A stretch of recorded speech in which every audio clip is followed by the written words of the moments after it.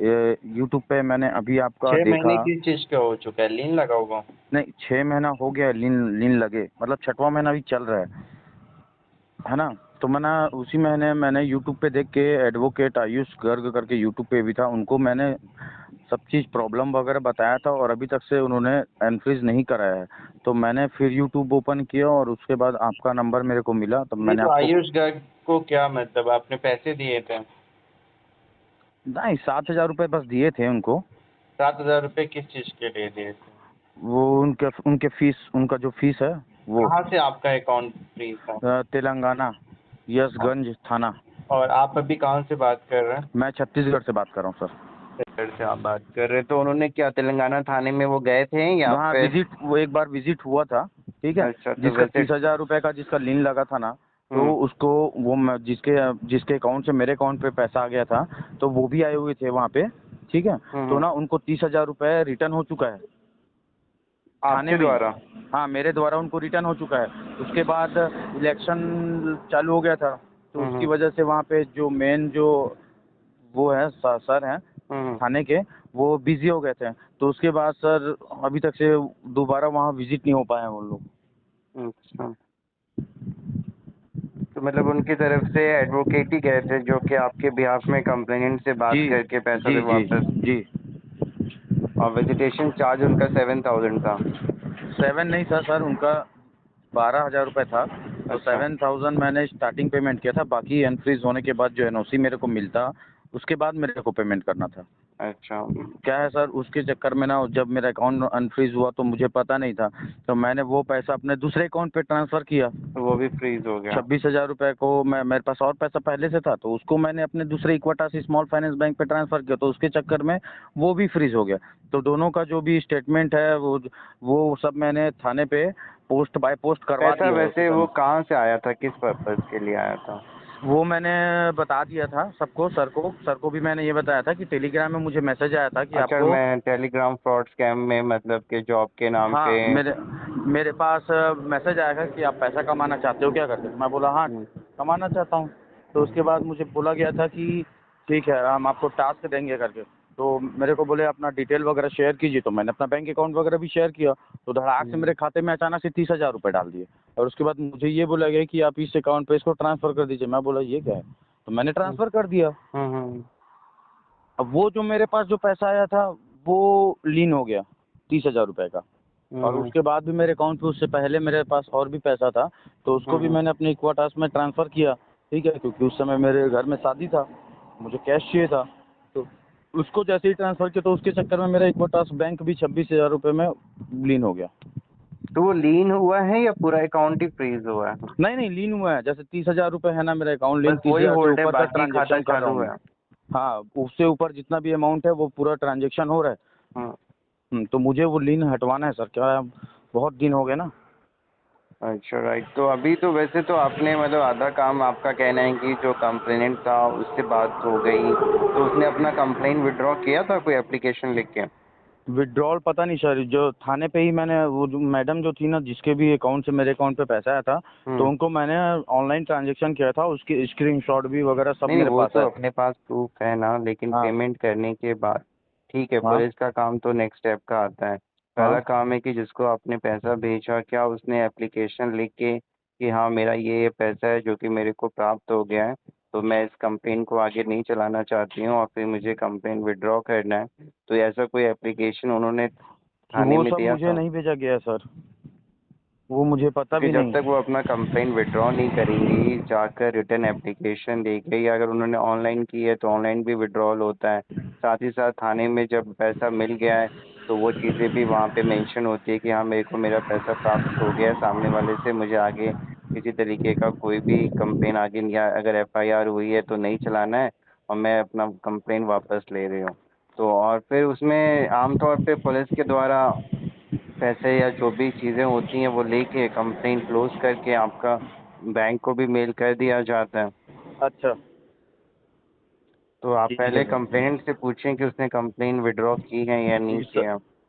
वो उसका नंबर नहीं है सर मेरे पास। सर का नंबर है, तो सर को मैं 4-5 तो महीने से कॉल कर रहा हूँ, रिसीव नहीं कंप्लेनेंट कर का रहा है। नंबर क्यों नहीं है? जब उन्होंने बात की होगी, उसको थाने तो बुलाया उनके होगा। पास है सर, उनके पास है, मगर वो सर मेरा फ़ोन नहीं उठा रहे हैं सर। वो और जो एडवोकेट थे ना, हम्म। तो उनका नंबर भी है मेरे पास, जो वहाँ थाने पे जो विजिट किए तेलंगाना थे। वाले, जो कि वहाँ के लोकल होंगे। नहीं, लोकल नहीं है सर, वो मेरे ख्याल से दिल्ली के हैं, दिल्ली अब से वो हैं। दिल्ली से चल के तेलंगाना गए थे? जी हाँ। और केस था उनके पास, मतलब मेरा ही एक केस नहीं था, मतलब और भी अच्छा, बहुत सारे और भी केसेस थे। मतलब तब तेलंगाना वो के गए थे। थे? अच्छा और अभी अच्छा। क्या है सर, तेलंगाना का ना 2-4-5 महीना हो गया मेरे ख्याल से, मुझे ये लगता है कि उनके पास और केस नहीं है, तो इसीलिए वो एक केस के चक्कर पे नहीं जा रहे, और मेरा कॉल भी रिसीव नहीं कर पा रहे हैं। अच्छा। हाँ, बस यही था सर।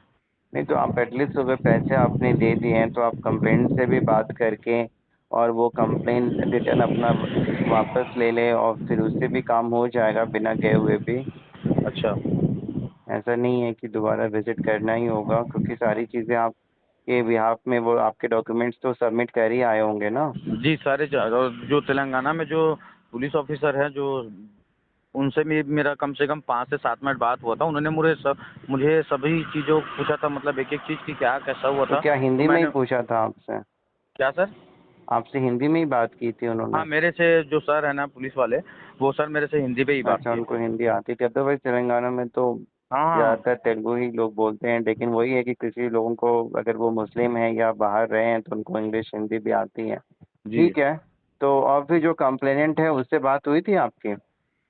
नहीं सर, उनसे अच्छा। मेरा कभी बात भी नहीं हुआ है। तो आप वो आपको क्यों नहीं रिस्पॉन्स कर रहे? मतलब उनके तो वीडियोस, मैं अजय गर्ग जो हाँ बता सर, रहे हैं, वही उनके तो मेरा वीडियोस कहना है कि सर बराबर मैंने, आते हैं। हाँ मेरा यही कहना है कि कम से कम बात तो करें, 3 महीना हो हाँ, गया सर बात अभी करके तक। आपको कम से कम गाइड कर दें कि हाँ, मतलब जो भी है आप, कंप्लेंट का ये नंबर है, थाने का ये नंबर है, आप उनको, हमने जो करना था कर दिया है।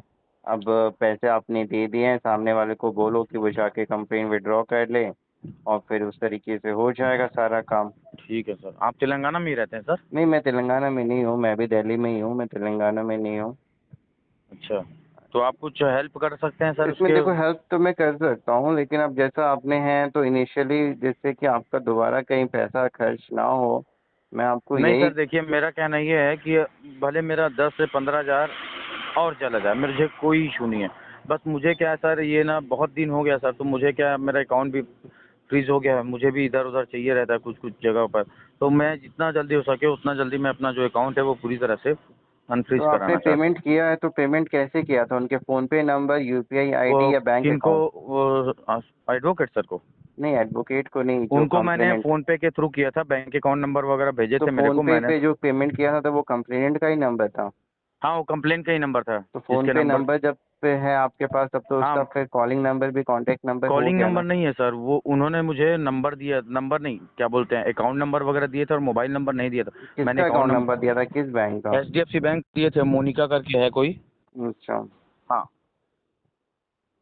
तो बैंक उन्हीं अकाउंट का। नंबर है, तब तो उससे भी कॉन्टैक्ट नंबर निकल जाता है।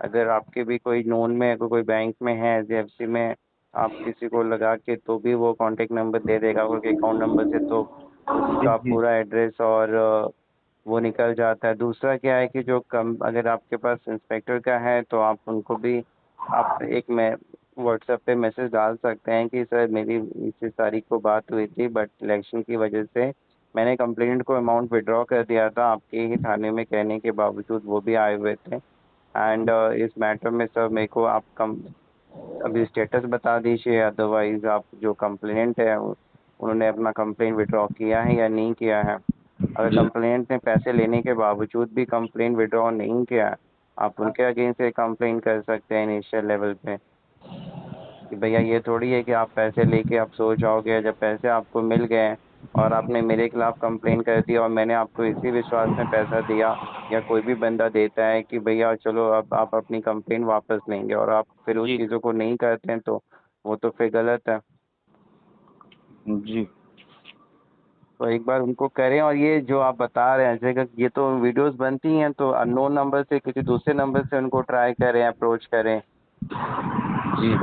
आप अपने नंबर से तो कर ही रहे हैं, किसी दूसरे नंबर से उनको मैसेज डालें, और फिर बताएं कि सर, आप ऐसा क्यों कर रहे हैं, आप मेरे को कम से कम गाइड तो कर दीजिए कि आगे मुझे करना क्या है। फिर भी अगर नहीं होता है तो आप मेरे को जो भी डिटेल्स है व्हाट्सअप कर दीजिए, मैं फिर हेल्प कर देता हूँ।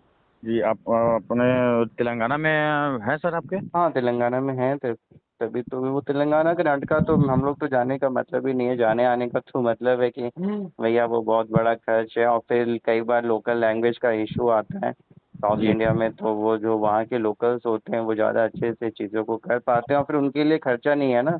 अब यहाँ से ऑब्वियसली है कि कोई बंदा जाएगा तो भैया जी वो अपने आने जाने का ट्रैवलिंग एक्सपेंस, वहाँ पे रहने का भी एक्सपेंस जोड़ेगा। जी जी और जी फिर वहाँ पे जो बंदा है तो वो तो बंदा भैया अपना अगर एक दिन का 2,000 रुपये भी इसको दो तो वो थाने चले जाता है। अब यहाँ दिल्ली से कोई भी जाएगा या अदर स्टेट से जाएगा तो वो तो फिर एक दिन के जाने का भी उसको 5-10 हज़ार रुपया चाहिए, जी क्योंकि जाने में ही उसको भैया वो अपना जो पैसा जोड़ेगा, फिर उसको वहाँ पे रहने का, फिर वहाँ पे कम्युनिकेशन का भी इशू आता है। आप जी डिटेल्स भेज दो, ठीक है मैं देख लेता हूँ। ठीक है सर, मैं भेज देता हूँ ये।